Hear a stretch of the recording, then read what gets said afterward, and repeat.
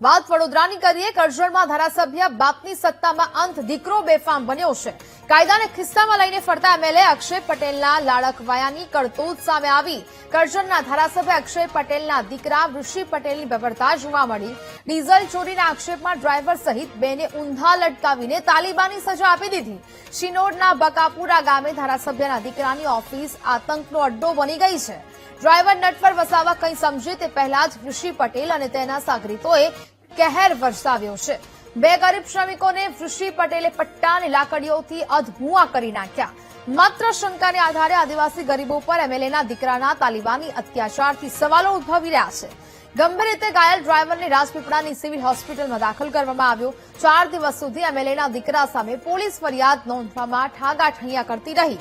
આદિવાસી સમાજમાં રોષ પછી આખરે ઋષિ પટેલ સામે એટ્રોસિટીનો ગુનો નોંધાયો છે।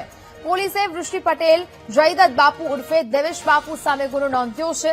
સાહિલ પટેલ ઉર્ફે સાહિલ પઠાણ, જાવેદ પઠાણ અને વિજય સામે પણ ગુનો નોંધી કાર્યવાહી શરૂ કરાઈ છે। તો જ પ્રકારે બાપના પાવરમાં દીકરો જાણે કે બેફામ બન્યો હોય તે પ્રકારના દ્રશ્યો સામે આવ્યા છે। એમએલએ અક્ષય પટેલના દીકરાની આ દાદાગીરી છે તે જોવા મળી રહી છે। ધારાસભ્યની સત્તાના લીધે પોલીસે 4 દિવસ સુધી કોઈ પણ કેસ ન કર્યો અને માત્ર ઠાગાઠૈયા કર્યા। અમાનુષ્ય અત્યાચારથી આદિવાસી સમાજમાં હાલ તો ભારે આક્રોશ જોવા મળી રહ્યો છે। જોકે હાલ તો 5 લોકો સામે ફરિયાદ નોંધાઈ છે। 4:30 ની આજુબાજુ જેમાં જે ઓફિસ એમની જે બકાપુર ઓફિસ છે ઋષિ પટેલની કરીને એ બધા ત્યાં હતા। બધા ડ્રાઈવરોને ભેગા કર્યા અને ત્યાં પછી અમને બોલાવ્યા અંદર અને કંઈક ખોટો કંઈક હું કયા કારણોસર મારવાનું ચાલુ કરી દીધું। અમને બહુ માર્યા ત્યાં ગરીબ ઊંચા પગ કરીને બાંધીને મારતા હતા અમને ટીંગાડીને। 2 જણ હતા, અમે 2 જણ હતા, હું ને ગિરીશ વસાવ કરીને એક કોણનો અને મારવામાં તો ઋષિ પટેલ, જયદત્ત બાપુ, જાવેદ પઠાણ, પછી સાહિલ પટેલ અને વિજયભાઈ કરીને હતા।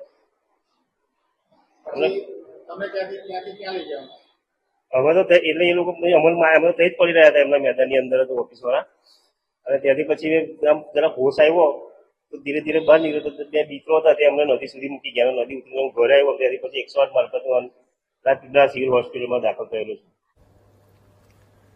તો ડ્રાઈવર ઉપર આ પ્રકારનો અત્યાચાર છે તે કરવામાં આવ્યો। બાપ ન્યાયની વાતો કરે અને દીકરો લોકોને માર મારે તેવા દ્રશ્યો સામે આવ્યા છે। આખરે સમગ્ર કેસ આ પ્રકારનો હતો કે જ્યાં અત્યારે ડ્રાઈવરે દ્વારા ફરિયાદ નોંધાવવામાં આવી છે। ઋષિ પટેલના હાઇવા ડમ્પરમાં ડ્રાઇવિંગ ચલાવતા આ શખ્સને માર મારવામાં આવ્યો છે।